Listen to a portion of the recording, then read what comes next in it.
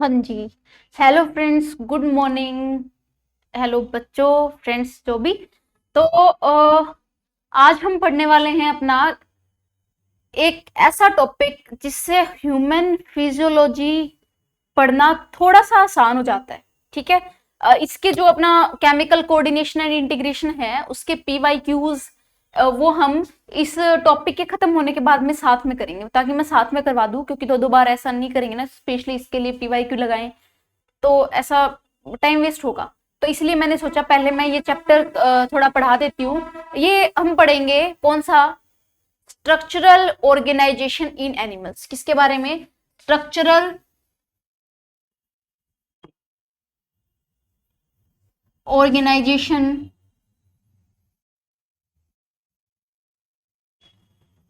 इन animals. Actually में अब मेरा मोटिव इसे पढ़ाने का क्या है, जबकि ये अपने टर्म टू में है ही नहीं। एक सेकेंड,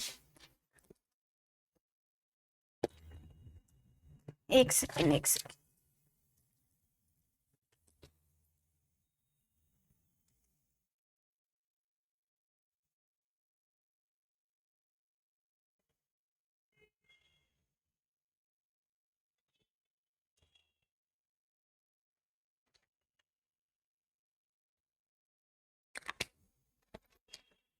एक सेकेंड बच्चों।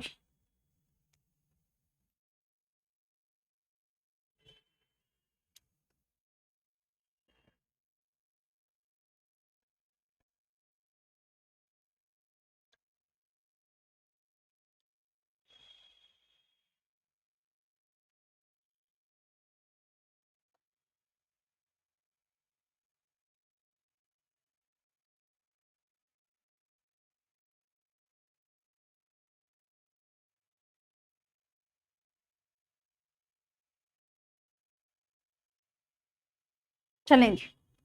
कहाँ गया पेन?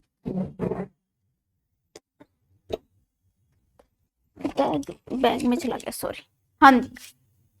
तो ये चैप्टर पढ़ाने का मेरा मोटिव एक्चुअली में है क्या, मैं चैप्टर इसलिए पढ़ा रही हूँ, इस चैप्टर ये हमें चैप्टर सारा नहीं पढ़ना। इसके बारे में सिर्फ हमें एनिमल टिश्यू के बारे में पढ़ना है। किसके बारे में?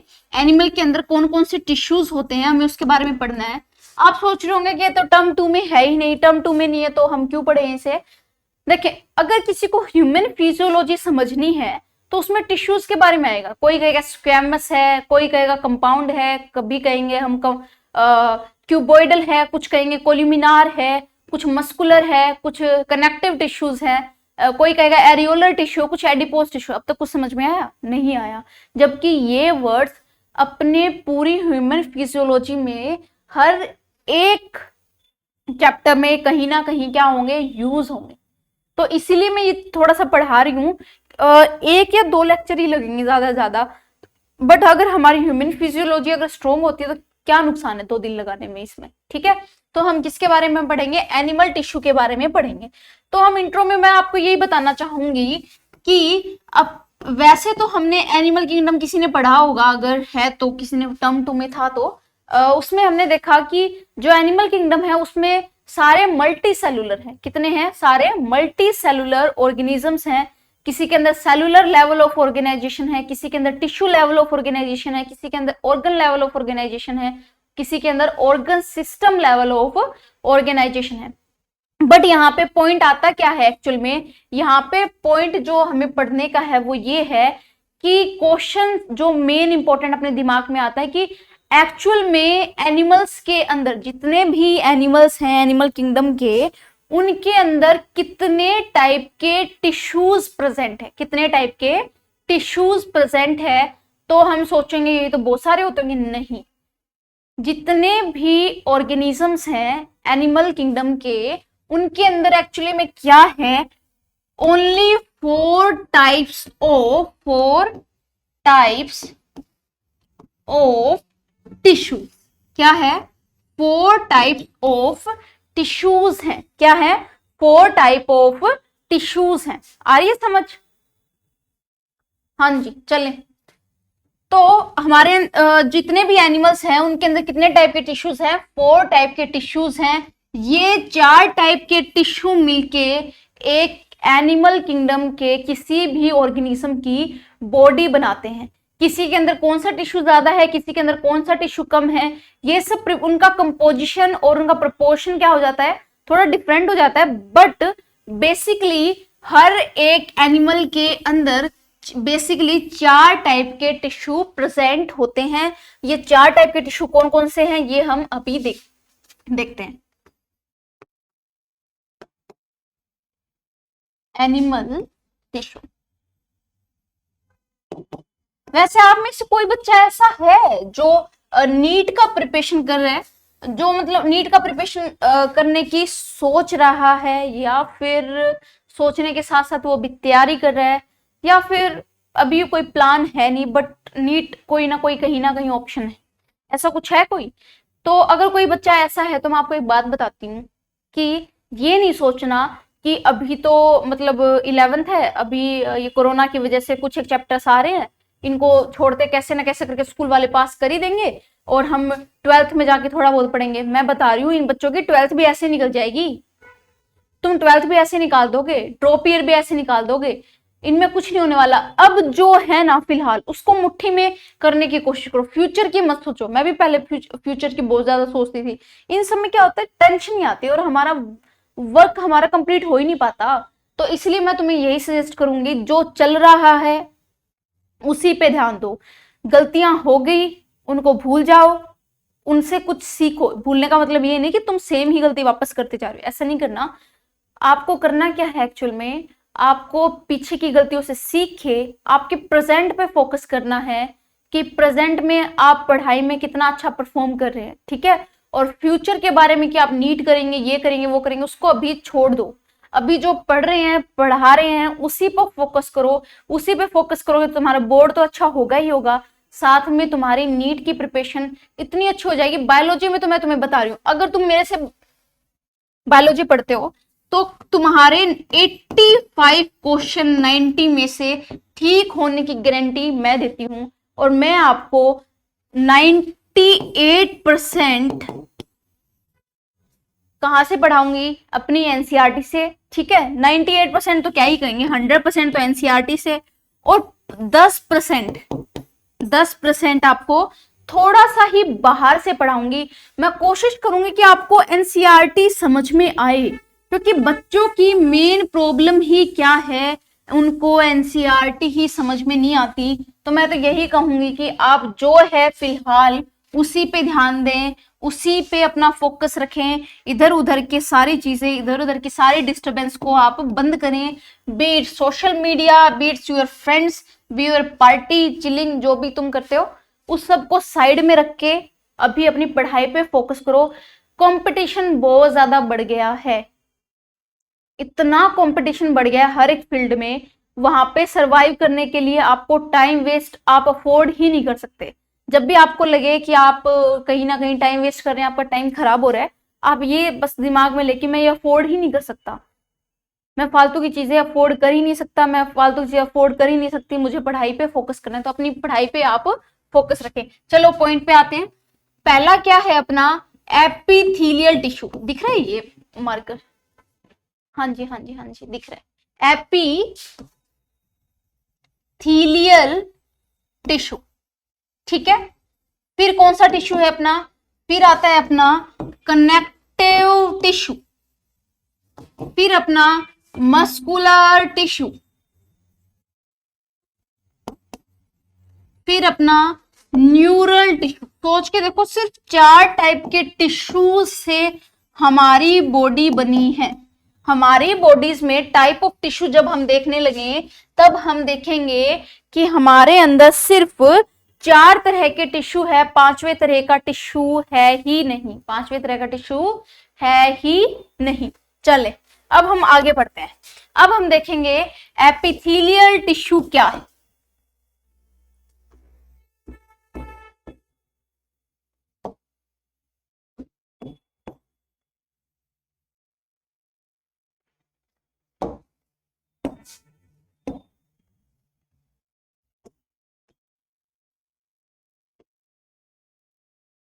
एपिथेलियल टिश्यू, तो अपना एपिथेलियल टिश्यू है क्या, तो हम क्या कहेंगे, एपिथेलियल टिश्यू को कॉमनली हम एपिथीलियम बोलते हैं। क्या बोलते हैं, एपिथीलियम। कहां बोलते हैं हम इसको, क्या बोलते हैं इसको हम, मेनली हम इसको बोलते हैं अपनी एपिथीलियम। क्या बोलेंगे इसको हम, एपिथीलियम। और इसके पास दो सरफेस है, इसके पास क्या है, दो सरफेसेस होते हैं। फ्री सरफेस क्या करेगा, देखो अपनी जो स्किन है, ये तो अपनी स्किन का एग्जांपल लो, ये अपनी स्किन है। स्किन के दो फेस हैं, स्किन के क्या है, दो फेस हैं। एक फेस जो है अपनी बॉडी के अंदर चिपका हुआ है, बॉडी के अंदर चिपका हुआ है। अगर चिपकेगा नहीं तो हम ऐसे करेंगे तो निकल आएगी रबड़ की तरह, ऐसा नहीं होता ना। तो इसका एक फेस तो क्या हुआ है, चिपका हुआ है, किससे, बेसमेंट मेम्ब्रेन से। किससे, बेसमेंट मेम्ब्रेन से। और इसका दूसरा हिस्सा कहाँ है, अपने बाहर की तरफ, मतलब कि बाहर के इन्वायरमेंट। तो इसके कितने फेस हैं, दो फेस। कितने फेस हैं, दो फेस, इनर फेस और आउटर फेस। इनर फेस और आउटर फेस। जो इनर फेस है वो अंदर की तरफ होता है, जो बेसमेंट मेम्ब्रेन की तरफ होता है। बेसमेंट मेम्ब्रेन क्या करती है, इसको अपने साथ में रखती है, ठीक है। आउटर सरफेस क्या करेगा, आउटर सरफेस ये क्या करे, किसको फेस करेगा, ये फेस करेगा अपने आउटर इन्वायरमेंट। जैसे अपनी स्किन है, स्किन का जो बाहर का सरफेस है वो किसको कवर कर रहा है, अपने बाहर के इन्वायरमेंट को फेस कर रहा है। तो हम क्या करेंगे, या तो ये आउटर इन्वायरमेंट को फेस करेगा, या फिर मान लो अपना स्टमक है, मान लो अपनी किडनी है, किडनी के ऊपर भी क्या है, प्रोटेक्टिव लेयर है। जैसे हमारी पूरी बॉडी के अंदर क्या है, बॉडी के ऊपर प्रोटेक्शन के लिए अपने चारों तरफ क्या है, स्किन है। वैसे ही हर ऑर्गन के चारों तरफ क्या है, लेयर है स्किन की। मतलब उसको हम प्रॉपर स्किन नहीं बोलेंगे, उसको हम क्या बोलेंगे, एपिथेलियम। ये तो हमारी स्किन होगी। तो जैसे हमारी बॉडी पे स्किन है, वैसे ही हमारे हर ऑर्गन की प्रोटेक्शन के लिए उसके चारों तरफ एक स्किन लाइक एपिथेलियम है। वो किसको फेस करेगी, कॉमन सी बात है। देखो ये मान लो किडनी है अपनी, ये क्या है, अपनी किडनी है, ठीक है। किडनी के ऊपर क्या है अपना, मान लो ये अपनी कोई एपिथेलियम है, ये क्या है, इसके चारों तरफ इसकी प्रोटेक्शन के लिए ये अपनी क्या है, इसकी एपिथेलियम है। अब अपने इधर उधर क्या है, ब्लड है, मतलब बॉडी फ्लूइड है, बॉडी का क्या है, फ्लूइड है, ठीक है। और ये अंदर से किससे अटैच है, बेसमेंट मेम्ब्रेन से अटैच है। तो हमारी जो एपिथेलियम का आउटर फेस है, या तो वो बाहर के इन्वायरमेंट को फेस करेगा, या फिर किसको फेस करेगा, हमारे बॉडी फ्लूइड को, या फिर बॉडी फ्लूइड को। आई समझ बेटा मैंने क्या बोला, जो अपनी एपिथेलियम है इसके दो फेसेस हैं। क्या है, इसके दो फेसेस हैं, या फिर इसकी दो साइड्स हैं, आउटर साइड, इनर साइड। क्या है, आउटर साइड और इनर साइड। जो आउटर साइड है वो किसको फेस करेगी, आउटर साइड या तो बाहर के इन्वायरमेंट को फेस करेगी, जैसे कि अपनी स्किन की आउटर सरफेस है जो बाहर के इन्वायरमेंट को फेस कर रही है, या फिर वो किसको फेस करेगी, हमारे बॉडी फ्लूइड को। किसको, हमारे बॉडी फ्लूइड को। एग्जांपल के लिए मैंने बोला किडनी के ऊपर भी क्या है, प्रोटेक्टिव लेयर है, वो बाहर से अपने बॉडी फ्लूइड को फेस कर रही है। और जो इसका इनर सरफेस है, जो एपिथेलियल मेम्ब्रेन है, उसका जो इनर फेस है वो किससे अटैच है, अपनी बेसमेंट मेम्ब्रेन से अटैच है, क्योंकि वो चिपके रहना जरूरी है। अगर इससे चिपके नहीं रहे, देखो इसको थोड़ा सा ही खींच सकते हैं, ऐसा नहीं इसको ऐसे खींच सकते हैं, इसको थोड़ा सा ही खींच पा रहे हैं क्योंकि ये अटैच्ड है। क्या है, ये अटैच्ड है। इसको अगर हम ऐसे अटैच नहीं होगी तो इसको हम कितना ही खींच के बाहर निकाल सकते थे, ऐसा नहीं होता ना। तो इसीलिए हम क्या बोलेंगे, इसके दो फेस हैं। आई समझ में बेटा, ओके जी।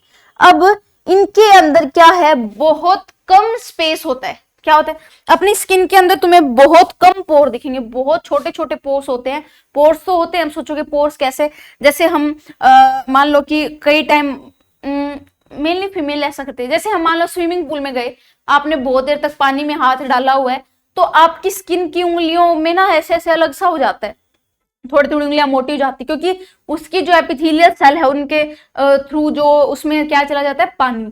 तो स्पेस तो है, क्या है, स्पेस तो है, लेकिन वो क्या है, बहुत कम स्पेस है। तो हम क्या कहेंगे, जो एपिथेलियल टिश्यू है, जो एपिथेलियल टिश्यू है, उसकी जो सेल्स हैं वो क्या है, कंपैक्टली पैक्ड। तो हम क्या कहेंगे, compactly packed,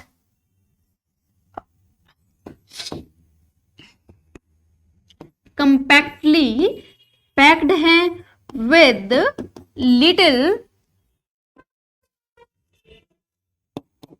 inter cellular space. मतलब कि उन सेल्स के बीच में बहुत कम स्पेस है, क्या है, बहुत कम स्पेस है, तो कहेंगे हम लिटिल इंटरसेलुलर स्पेस। आई समझ में? तो एपिथेलियल टिश्यू की जो सेल्स हैं वो कंपैक्टली पैक्ड हैं और इनके अंदर बहुत कम क्या है, स्पेस है, क्या है, बहुत कम इनके अंदर स्पेस है। ठीक है, ओके जी। अब इनके फंक्शंस के बारे में पढ़ेंगे, पहले हम ये देखते हैं इसके टाइप्स क्या होते हैं। इसके टाइप्स ऑफ एपिथेलियल टिश्यू, ठीक है, ये दो तरह के होते हैं, सिंपल और कंपाउंड। कौन कौन से, सिंपल और क्या है, कंपाउंड। सिंपल का मतलब क्या है, सिंपल का मतलब है सिंगल लेयर, क्या है, सिंगल लेयर। अगर सिंगल लेयर की सेल्स है, सिर्फ एक ही लेयर की सेल्स है, सिर्फ एक ही लेयर है सेल्स की प्रोटेक्शन के लिए, तो हम क्या बोलें, प्रोटेक्शन के लिए फिर किसी और काम के लिए, तो उसको बोलेंगे हम सिंपल एपिथेलियम। क्या बोलेंगे, सिंपल एपिथेलियल टिश्यू या फिर सिंपल एपिथेलियम। कंपाउंड का मतलब क्या है, बहुत सारी लेयर्स हैं, क्या है, बहुत सारी लेयर्स हैं सेल की, तो उसको हम क्या बोलेंगे, कंपाउंड एपिथेलियल टिश्यू। तो हमने क्या बोला, हमने एपिथेलियल टिश्यू का डिवीजन किया on the basis of number of layers. अगर एक लेयर है तो उसको क्या बोलेंगे हम, सिंपल एपिथेलियम। क्या बोलेंगे बच्चों, सिंपल एपिथेलियम। और अगर बहुत सारी लेयर्स हैं सेल्स की, तो हम क्या बोलेंगे इसको, कंपाउंड एपिथेलियम। ठीक है, क्या बोलेंगे उसको हम, कंपाउंड एपिथेलियम। अब हम क्या करेंगे, सिंपल एपिथेलियम का अच्छा सा डिवीजन करेंगे। तो मैं, हाथ पहुंच जाएगा मेरा, लिखो सिंपल एपिथेलियल टिश्यू। हाथ छोटा, मतलब हाथ क्या छोटा है, मैं खुद छोटी हूं, दिख रही हूं, देखो, ओके। देखो, सिंपल एपिथेलियल टिश्यू, हमने सिंपल एपिथेलियल टिश्यू को कुछ पार्ट्स में डिवाइड कर दिया, ठीक है, कुछ पार्ट्स में डिवाइड कर दिया। हमने क्या बोला, एक का नाम है squamous epithelium, SAQUMOUS, squamous epithelium, ठीक है। फिर आती है अपनी क्यूबोइडल एपिथेलियम, ठीक है। फिर आती है अपनी कोल्यूमिनार एपिथेलियम। ओके बच्चों, समझ में आया? मैंने क्या किया, मैंने डिवीजन किया अपनी सिंपल एपिथेलियम का on the basis of their shape of cells. कौन कौन से पार्ट्स में, स्क्वैमस, क्यूबॉइडल, कोल्यूमिनार, ठीक है। स्क्वैमस एपिथेलियम में देखो, सिंपल एपिथेलियम से हमें क्या पता चल रहा है कि इनमें सिंगल लेयर्स होंगी, क्या होंगी, सिंगल लेयर ऑफ सेल्स होंगी। स्क्वैमस एपिथेलियम से हमें क्या पता चल रहा है, क्या पता चल रहा है बच्चों? स्क्वैमस एपिथेलियम में कैसी सेल्स होंगी? बिल्कुल फ्लैट सेल्स होंगी। क्या होंगी? बिल्कुल फ्लैटेंड सेल्स। क्या होंगी? बिल्कुल फ्लैट, मतलब बिल्कुल पतली सेल होंगी। जैसे अपना ब्लेड होता है ना, ब्लेड, तो बहुत सारे ब्लेड की एक लेयर बना दो, तो वैसी ही क्या होगी अपनी स्क्वैमस एपिथेलियम होगी, फ्लैटेंड सेल्स। और इनकी बाउंड्रीज कैसी होगी? इरेगुलर, मतलब उसको हम ये नहीं कह सकते उसकी कोई शेप, जैसे सर्कुलर नहीं कह सकते, क्यूबॉइडल नहीं कह सकते, मतलब उसकी कोई शेप नहीं है, तो हम कहेंगे इसको इरेगुलर बाउंड्रीज। क्या बोलेंगे? इरेगुलर बाउंड्रीज वाली सेल्स हैं। और वो कैसी हैं? फ्लैटेंड सेल्स हैं। क्या है ये सेल्स? हमारी फ्लैटेंड सेल्स हैं। आ रही है बच्चों? फ्लैटेंड सेल्स का एग्जांपल कैसे दिया मैंने आपको? ऐसे दिया जैसे क्या है अपना ब्लेड है। क्या है? अपना ब्लेड है। ये क्या काम करेंगी? ये क्या काम करेंगी? अब हम ये देखेंगे। देखो, ये इनके फंक्शन हम देखें, इनके फंक्शन क्या है? इनका फंक्शन है, पहला तो है डिफ्यूजन। क्या है? डिफ्यूजन। और ये किसमें पाई जाती है? ये कहां पाई जाती है? ये पाई जाती है ब्लड वेसल्स के अंदर। किसके अंदर? ब्लड वेसल्स के अंदर की वॉल्स जो होती है ना, ब्लड वेसल्स की वॉल होती है, आर्टरीज होगी, वेन्स होगी, कैपिलरीज होगी। देखो, कैपिलरीज में तो सिर्फ इसी की लेयर होती है, लेकिन अपनी जो आर्टरीज और वेन है उसमें इसके साथ साथ कोई और टाइप के टिश्यूज भी उसके अंदर होते हैं। ठीक है, ये हम किसमें पढ़ेंगे? बॉडी फ्लूइड एंड सर्कुलेशन में। तो हमने क्या कहा? जो ब्लड वेसल्स की वॉल के अंदर हमें ये मिलेगी, इनका काम क्या है? डिफ्यूजन। क्या है? डिफ्यूजन। तो ये हमें कहाँ मिलेगी? ये मिलेगी हमें एल्व्यूलाई की वॉल्स में। किसमें? एल्व्यूलाई की वॉल्स में। और ये कहाँ मिलेगी? अपने बोमन कैप्सूल। बोमन कैप्सूल्स की जो कैपिलरीज हैं उसमें हमें मिलेंगी। ठीक है, आई समझ में? मैंने क्या बोला? स्क्वैमस एपिथेलियम ऐसी एपिथेलियम है जिसकी सेल्स क्या है? फ्लैटेंड है। जिसकी सेल्स क्या है? फ्लैटेंड है। एक ब्लेड को, सीधे ब्लेड की एक लंबी सी लेयर बना दो, चादर बना दो, और उसको क्या बोलेंगे हम? फ्लैटन टाइप ऑफ सेल्स बोलेंगे, जिनकी बाउंड्रीज क्या है? इरेगुलर। मतलब उसको हम स्क्वायर नहीं कह सकते, रेक्टेंगल नहीं कह सकते, ट्राइगोनल, पॉलीगोनल कुछ नहीं कह सकते। इनकी शेप इरेगुलर है, मतलब इनकी शेप ऐसी है कि हम बता ही नहीं सकते कि शेप एक्चुअली में है क्या। इनका ये कहाँ मिलती है हमें? ये पहले हमें मिलती है, हम इसका एग्जांपल लेंगे, अपनी जो ब्लड वेसल्स की वॉल्स के अंदर हमें ये मिलेंगी। और दूसरा जब हम पढ़ेंगे ना रेस्पिरेशन वाला चैप्टर, एक्सक्रीशन वाला चैप्टर, तो उसमें आएंगे स्क्वैमस एपिथेलियम, तो आप समझ जाना मैं किसकी बात कर रही हूँ। ठीक है, और इनका काम क्या है? डिफ्यूजन करना। किसका डिफ्यूजन? गैसेस का हो सकता है, या फिर कोई कंपाउंड्स का डिफ्यूजन भी हो सकता है। एग्जाम्पल क्या लेंगे? एल्व्यूलाई, एल्व्यूलर सेल्स जो होती हैं उसके अंदर क्या होती है? ये स्क्वैमस एपिथेलियम की होती हैं, और ये बोमन कैप्सूल के अंदर भी पाई जाती है, क्योंकि इन दोनों जगह क्या होता है? डिफ्यूजन। इसमें गैसेस का डिफ्यूजन होता है, इसमें ब्लड के अंदर जो कंपोनेंट है उनका डिफ्यूजन होता है। तो हम क्या कहेंगे? इसका फंक्शन मेनली क्या है? ये है अपना डिफ्यूजन करना। ठीक है, ओके। अब आएंगे हम क्यूबॉइडल एपिथेलियम पे। किस पे? Cuboidal epithelium. तो हम क्या बोलेंगे?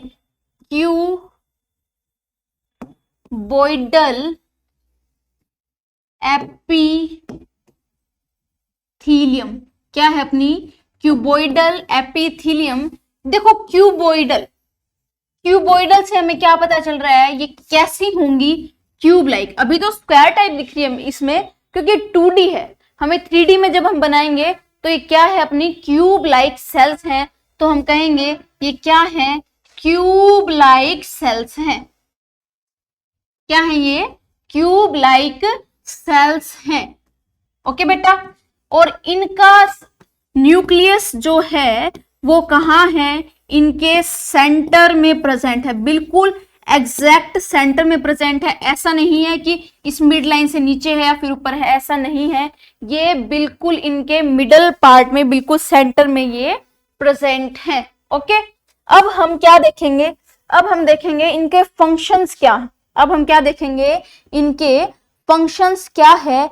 तो ये क्या करेंगी, ये डक्ट ऑफ ग्लैंड बनाएंगी और ये ट्यूबुलर पार्ट ऑफ नेफ्रॉन। देखो ये अपनी पीसीटी, डीसीटी, ये सब जो होते हैं नेफ्रॉन के ट्यूबुलर पार्ट है, वहां पे हमें मिलेंगी। एग्जाम्पल के लिए पीसीटी, एग्जाम्पल के लिए क्या है, पीसीटी। तो हम क्या कह सकते हैं, ये कहां मिलेंगी हमें, tubular part of nephron, tubular part of nephron कहां मिलेंगी, ट्यूबुलर पार्ट ऑफ नेफ्रॉन पे हमें ये मिलेंगी। दूसरा कहां मिलेंगी, डक्ट ऑफ ग्लैंड, कहां मिलेंगी, डक्ट ऑफ ग्लैंड। एक बात मैं तुम्हें बता दूं कि क्यूबॉइडल एपिथेलियम को एक और नाम दिया जाता है जिसका नाम है जर्मिनल एपिथेलियम। ये याद रखना, ये एनसीईआरटी में नहीं है। मैंने तुम्हें बताया था कुछ चीजें जो हैं वो मैं तुम्हें बाहर से पढ़ाऊंगी, बहुत छोटी छोटी चीजें होंगी, वो इतनी ज्यादा कॉम्प्लेक्स नहीं है। इसको हम जर्मिनल एपिथेलियम भी बोलते हैं। जर्मिनल एपिथेलियम क्यों बोलते हैं, क्योंकि ये किसकी डक्ट्स में पाई जाती हैं, ये ग्लैंड्स की डक्ट में पाई जाती है। कौन सी ग्लैंड, ये ओवरी और टेस्टिस के अंदर पाई जाती है और इन्हीं के अंदर, इन्हीं सेल्स के अंदर डिवीजन होके ओवम बनता है और स्पर्म का जर्मिनेशन होता है। इसी वजह से इसको हमने क्या बोला, जर्मिनल एपिथेलियम। तो हम क्या कहेंगे, क्यूबॉइडल एपिथेलियम कैसी होती है, क्यूब लाइक, और इनका जो न्यूक्लियस है वो एग्जैक्ट सेंटर में प्रेजेंट, जो एग्जैक्ट सेंटर के अंदर इनका न्यूक्लियस प्रेजेंट है। ये कहाँ मिलेगी हमें, ये मिलेगी हमें ट्यूबुलर पार्ट ऑफ नेफ्रॉन। जो नेफ्रॉन के ट्यूबुलर पार्ट्स हैं उसके अंदर हमें ये देखने को मिलेंगी। और ये डक्ट ऑफ ग्लैंड्स में मिलेंगी। डक्ट ऑफ ग्लैंड्स कहाँ, ये मिलेगी हमें किसके अंदर, ओवरीज और टेस्टिस के अंदर। और इसी एपिथेलियम की सेल्स के अंदर डिवीजन हो के क्या बनेगा, स्पर्म बनेगा और क्या बनेगा, ओवम बनेगा। ठीक है, क्या बनेगा, स्पर्म बनेगा और ओवम बनेगा। और इसीलिए इसका दूसरा नाम क्या है, जर्मिनल एपिथेलियम। बच्चों समझ रहे हो आप सब मैं क्या कहना चाह रही हूं, मैं कहना चाह रही हूं कि क्यूबॉइडल एपिथेलियम को जर्मिनल एपिथेलियम इसलिए बोलते हैं क्योंकि ये ओवरी और टेस्टिस के लेयरिंग फॉर्म करती है और इन्हीं के अंदर मियोसिस हो के क्या बनेगा, ओवम एंड स्पर्म बनेगा। ठीक है, फिर आते हैं हम अपनी कोल्यूमिनार एपिथेलियम। किसके अंदर, कोल्यूमिनार एपिथेलियम। क्या है, कोल्यूमिनार एपिथेलियम।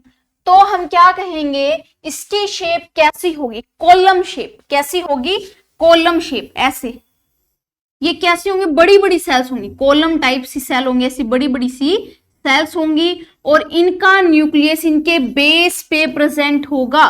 क्या बोला बेटा मैंने बोला कोल्यूमिनार एपिथेलियम की सेल्स कॉलम्स लाइक होंगी, मतलब कि ये लंबी लंबी क्या होंगी, सेल होंगी। तो इनके लिए हम वर्ड यूज करते हैं टाल एंड सिलेंडर सेल। टाल एंड सिलेंडर सेल्स, क्या यूज करते हैं, टाल एंड सिलेंडर सेल्स। ओके, और इनका न्यूक्लियस कहां प्रेजेंट है, इनके बेस पे प्रेजेंट है। इनका न्यूक्लियस कहां प्रेजेंट है, बेस पे प्रेजेंट है। और इनका काम क्या है, इनका काम क्या है, इनका काम है, एक सेकंड हमने उनका फंक्शन तो पढ़ा ही नहीं। क्यूबॉइडल एपिथेलियम, क्यूबॉइडल एपिथेलियम का काम क्या है, एब्जॉर्प्शन करना और सिक्रीशन करना। देखो एब्जॉर्प्शन कैसे, ट्यूबुलर पार्ट ऑफ नेफ्रॉन क्या करता है, जो उसके अंदर कंपोनेंट आए हैं वहां से एब्जॉर्प्शन करेगा, किसका, आयंस का, न्यूट्रिएंट्स का और साथ के साथ वाटर का। तो हम क्या कहेंगे, इसका काम एब्जॉर्प्शन, यहां से समझ में आ गया। सिक्रीशन कैसे, ये कुछ सिक्रीट भी करती हैं, ये सेल क्या करेंगी, ऑस्मो रेगुलेशन के लिए कुछ ना कुछ क्या करेंगी, सिक्रीट भी करती है, जैसे पोटेशियम आयन, H+ आयन। ठीक है, अब हम क्या पढ़ रहे थे, कोल्यूमिनार एपिथेलियम। कोल्यूमिनार एपिथेलियम कैसी होती है, टाल एंड सिलेंडर सेल्स होती हैं। इनका काम भी क्या है, एब्जॉर्प्शन और सिक्रीशन। क्या है, एब्जॉर्प्शन एंड सिक्रीशन। और ये कहां पाई जाती है, ये पाई जाएगी स्टमक में और इंटेस्टाइन में। कहां पे, स्टमक और इंटेस्टाइन पे।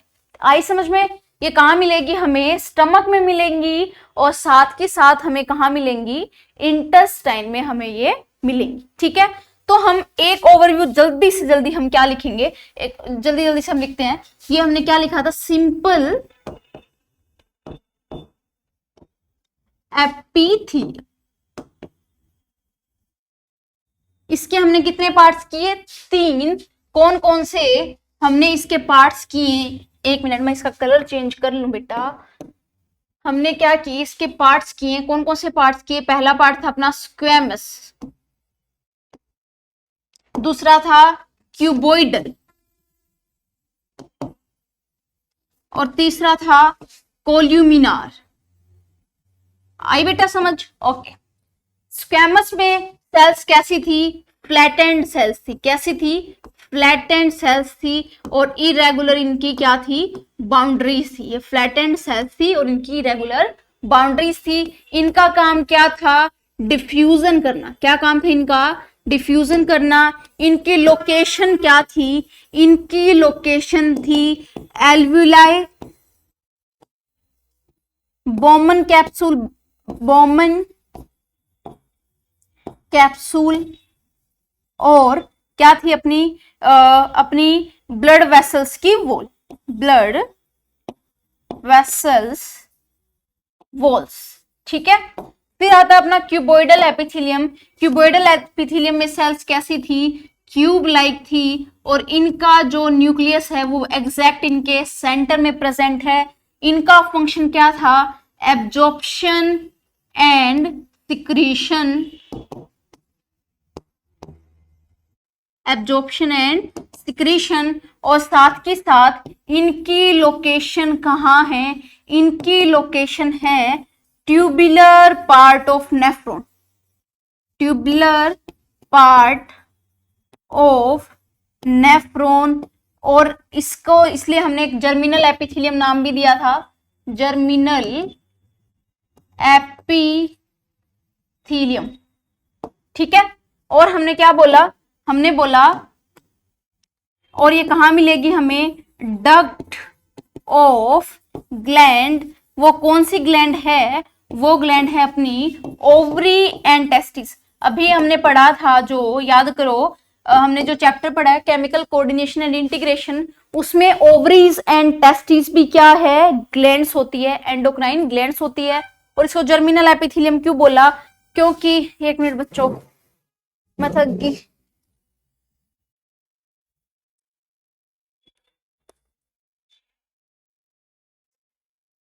दो मिनट बच्चों।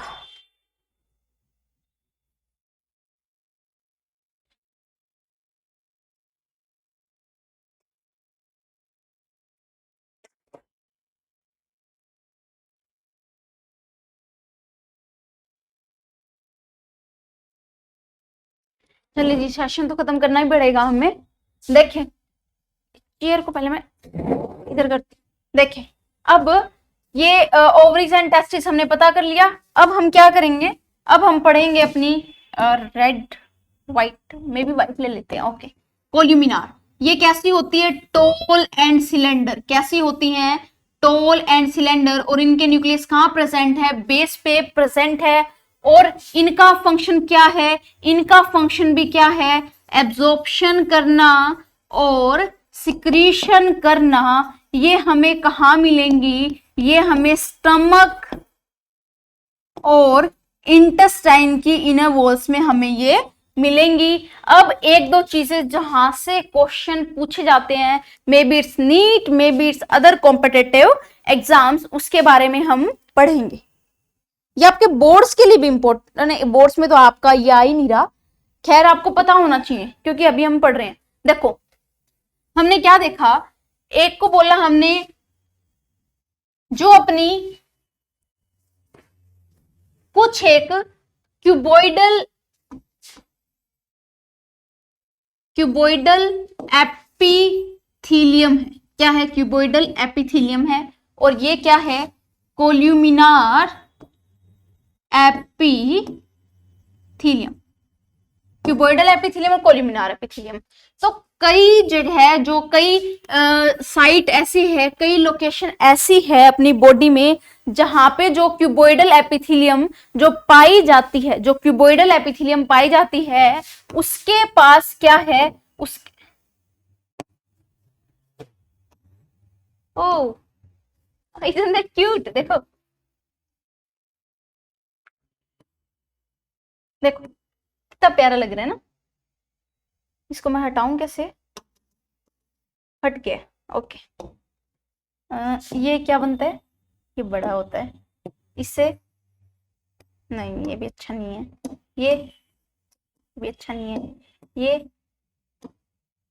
अपना यही सही है, इसको मैं मिटा देती हूँ, ठीक है। देखो क्यूबॉइडल एपिथेलियम, क्यूबॉइडल एपिथेलियम जो होती है वो कई जगह, मतलब ऐसी लोकेशन भी हमारी बॉडी में जहां क्यूबॉइडल एपिथेलियम, मान लो एक क्यूबॉइडल एपिथेलियम थी, इसके ऊपर फिंगर लाइक स्ट्रक्चर होती है, क्या होती है, फिंगर लाइक स्ट्रक्चर होती है, और इसी फिंगर लाइक स्ट्रक्चर पे और ज्यादा फिंगर लाइक स्ट्रक्चर होती है जो इससे भी छोटी होती है, ठीक है। आ रही बेटा समझ, तो इनको बोलेंगे फिंगर लाइक को विलाय, क्या बोलेंगे, विलाय, और इन छोटी छोटी जो हैं ये इसके ऊपर, इसको बोलेंगे हम माइक्रोविलाय, क्या करेंगे, माइक्रोविलाय। और इसी की वजह से क्या होता है, ब्रश बॉर्डर लाइक अपीयरेंस आती है, जैसे हम ब्रश करते हैं तो छोटे छोटे ब्रिसल्स होते हैं ना उसके अंदर, तो हमें वैसी वैसी इस पे फीलिंग आती है, तो हम क्या कहेंगे, ये क्या कैसी अपीयरेंस देगी, ये brush bordered, brush bordered appearance हमें देगी, ठीक है। और इन्हीं को बोलेंगे हम विलाय, और इन छोटे वाली को बोलेंगे हम माइक्रोविलाय। तो ऐसी क्यूबॉइडल एपिथेलियम जिसके ऊपर क्या है, माइक्रोविलाय या फिर विलाय और फिर है माइक्रोविलाय, इनका मेन फंक्शन क्या है, ये क्या करती है, ये एब्जॉर्प्शन को बहुत ज्यादा इंक्रीज कर देती है, इनका काम क्या है, एब्जॉर्प्शन को इंक्रीज करवाना। अब मैंने तुम्हें जब क्यूबॉइडल एपिथेलियम बताया था तो मैंने तुम्हें बताया था एब्जॉर्प्शन के लिए कहाँ मिलती है ये, हमें नेफ्रॉन में, कहाँ मिलती है बेटा हमें ये, नेफ्रॉन में। तो नेफ्रॉन की जो पीसीटी होती है, नेफ्रॉन की जो पीसीटी होती है उसके अंदर हमारा 90 to 95% एब्जॉर्प्शन होता है। ये क्यों होता है, क्योंकि इसके पास कैसी सेल्स हैं, माइक्रोविलाय और विलाय वाली क्या है इसके पास, क्यूबॉइडल एपिथेलियम, क्या है, क्यूबॉइडल एपिथेलियम। आई बेटा समझ, ओके। और सेम ऐसे ही जो अपनी कोल्यूमिनार, जो अपनी सेल्स हैं, कोल्यूमिनार एपिथेलियम की सेल्स हैं, उनके पास भी क्या होंगी, कई जगह विलाय होंगी, विलाय के ऊपर क्या होंगी, माइक्रोविलाय होंगे। तो हमसे पूछे कि ऐसी लोकेशन बताओ जहां पर अपनी कोल्यूमिनार एपिथेलियम जो है उसके ऊपर हमें क्या देखने को मिलता है, उसके ऊपर हमें देखने को मिलता, उसके ऊपर हमें देखने को मिलता है अपना उस, एक सेकेंड,